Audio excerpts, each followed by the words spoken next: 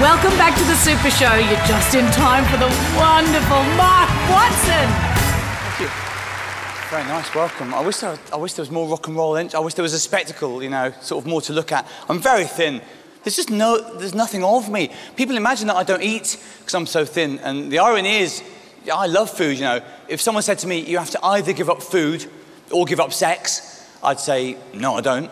And that would be the end of it. I think I'm not falling for that one again, wife. But it's just my metabolism. I've got an unbelievably fast metabolism. By the time you've asked for the bill, I've shat it. Basically, I take no prisoners in a restaurant situation. I just wish I could come out with a big rock star thing or something. I don't think I could have ever done it. You know, quite apart from the talent, I've never had the arrogance of a rock star, the attitude. It's amazing being in front of all these people, but I can never pull the rock star. You've got to be kind of arrogant, I think, in a good way. If you look at the things they sing about. Rihanna, for example.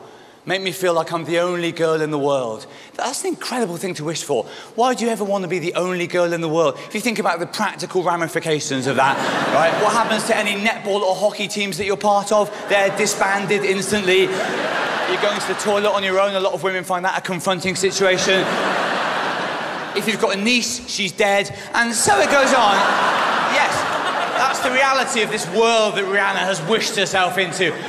The more you think about it, the more you wonder whether Rihanna has thought about the repercussions, really. It's just a narcissism. I find it really unattractive, that thing. I'm the best person. It's all about me. If I were with a girl and she said, I want to be the only girl in the world, I'd say, I can do better than that. I'll make you feel like the only person in the world. Get in the cupboard.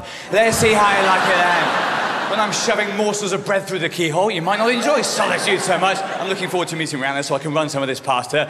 Well, they're all like that. Beyonce, again. I don't think you're ready for this. My body's too bootylicious for you. Is it? You don't even know me. I think I'll be the judge of my bootylicious threshold, thank you. Ms. Knowles. Honestly.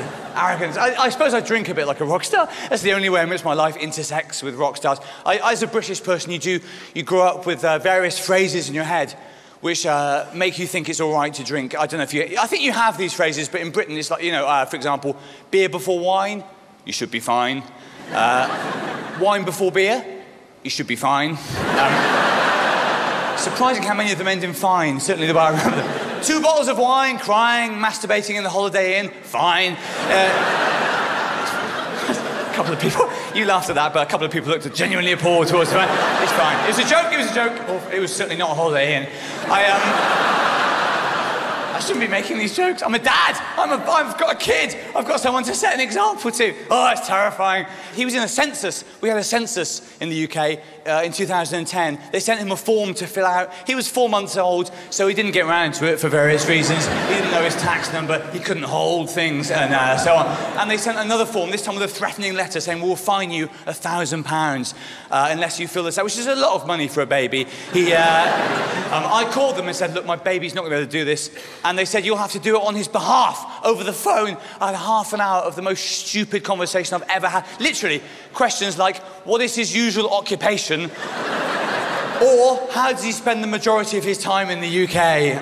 Well, sitting in front of the TV, sliding around in his own shit, mostly. Thank you very much. My name's Mark Watson. Cheers.